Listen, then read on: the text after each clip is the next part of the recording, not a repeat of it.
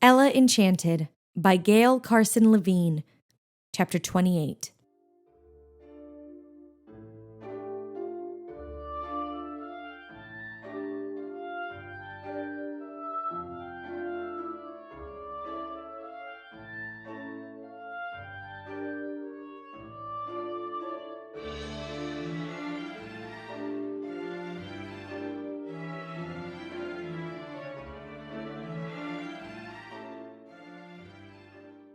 I rode home, calling myself adult, but rejoicing nonetheless.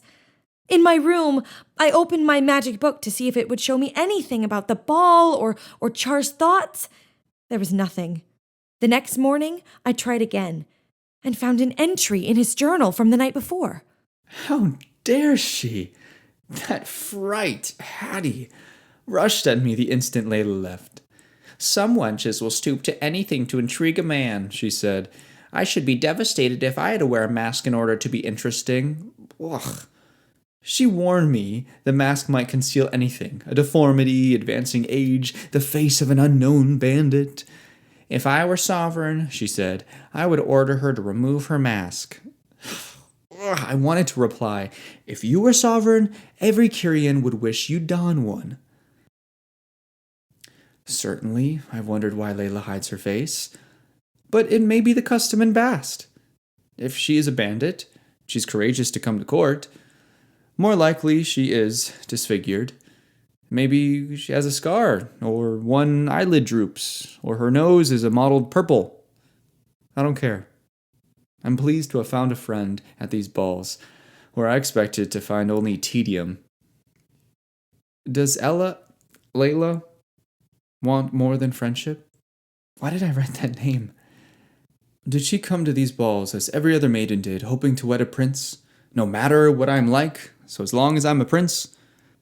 I confess, I do wish to see her face. I turned the page and found a reckoning from Olive to Hattie. You owe me 6 KJs. I danced with him 2 times when you were eating. Pay me. In the afternoon, I slipped out of the manor to the greenhouse near the menagerie. There, I picked daisies and wove the flowers into a garland to replace Lucinda's tiara. If I was to stay at the ball after midnight, I couldn't wear Lucinda's jewels. My gown for the last ball was my favorite, white, with a low neckline edged in lace. The skirt parted in front to reveal a petticoat with 3 lace flounces. In back, my skirt was tied with a large bow that flowed into the graceful sweep of my train.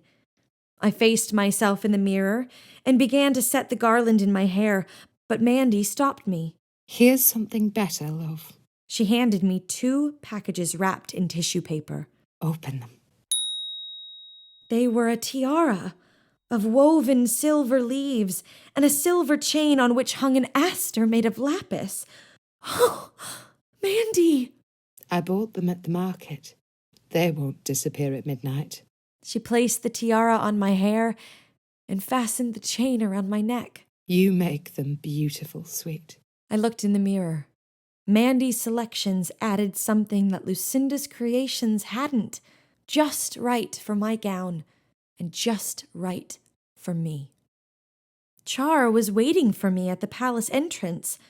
When the carriage drove up, he dashed to help me out before the coachman could step down.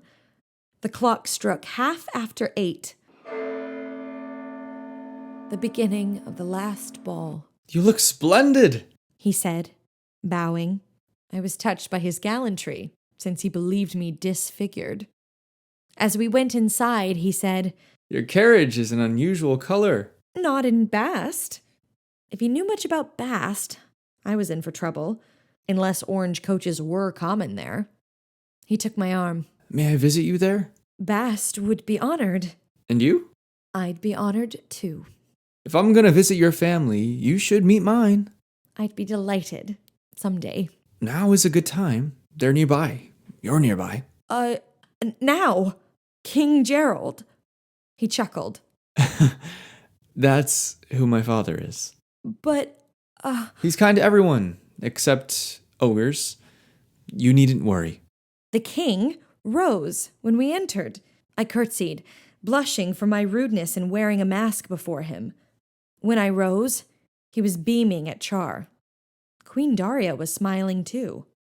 I'd seen them many times, but never so close. The queen had a wide face, perfect for broad smiles. An honest face. CHAR resembled his father, but softened a bit. The king's face was severe in repose, although merry now. Mother, father, may I introduce Lady Layla, my new friend and acquaintance from Bast, where the carriages are orange.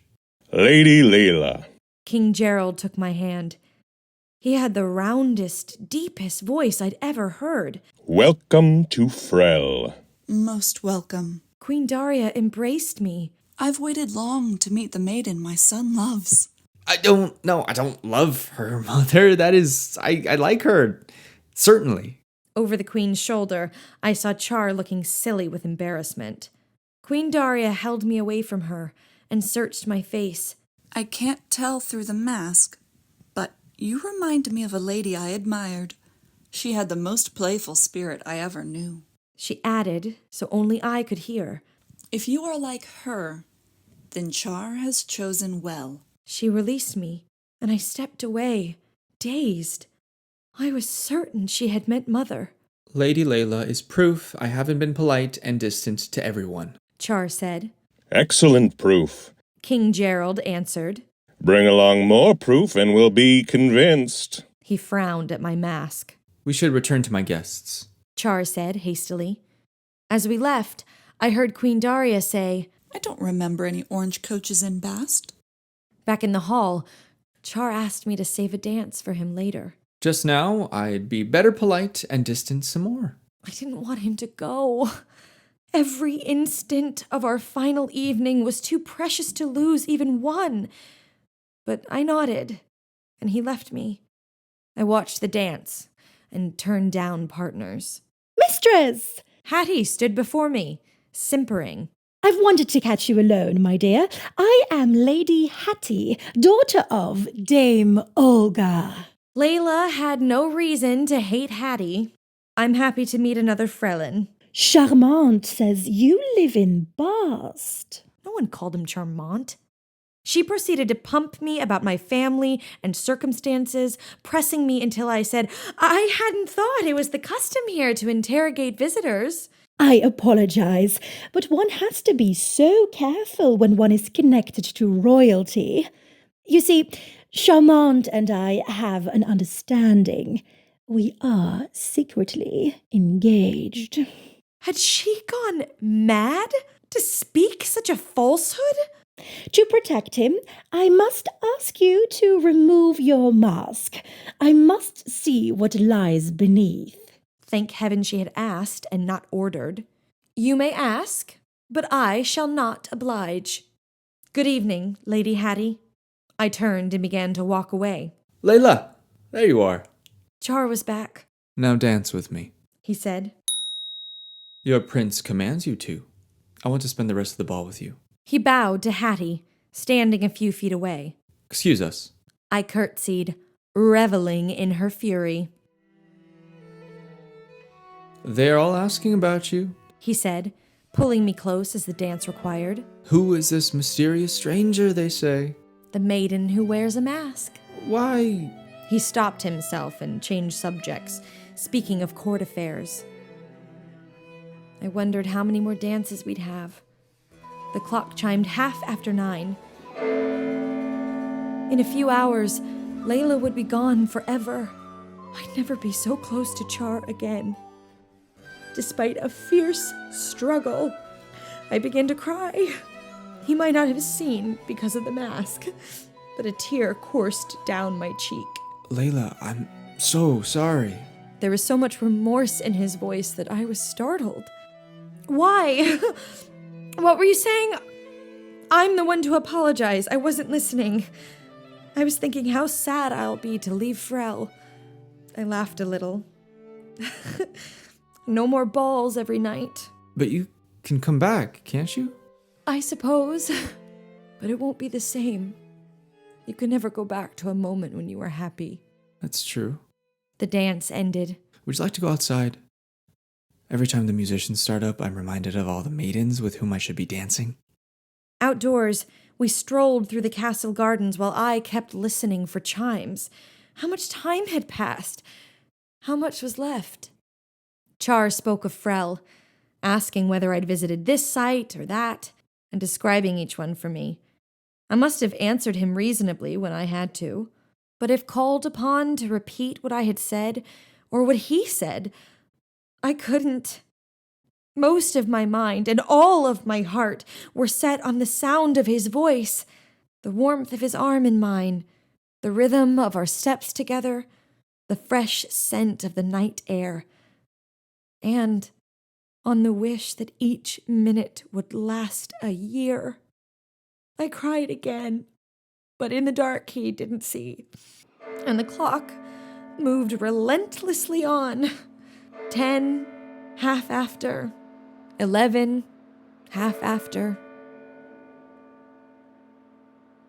That's enough. He said finally. I can face them now. Inside, we danced again. Soon it'll be time for me to sing. After that, I'll either be surrounded by worshipping music lovers or shunned by all. Surrounded, I said. And I would never shun you. I wonder.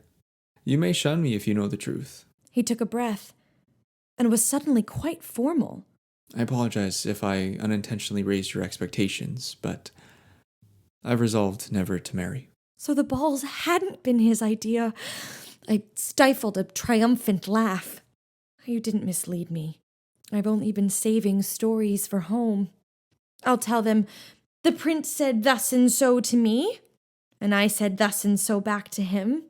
And, Mother, I made him laugh. I made our prince laugh. And, Father, he danced with me one night with almost no one except me. What did he wear? My sister will want to know. Did he have his sword on him always? Father will ask. Char tightened his hold on my waist. Marriage is supposed to be forever, but friendship can be forever too. Will you? I felt something at the back of my head. Hattie, dancing nearby with the Earl of Denby, snatched off my mask. I let go of Char and covered my face with my hands, but not quickly enough.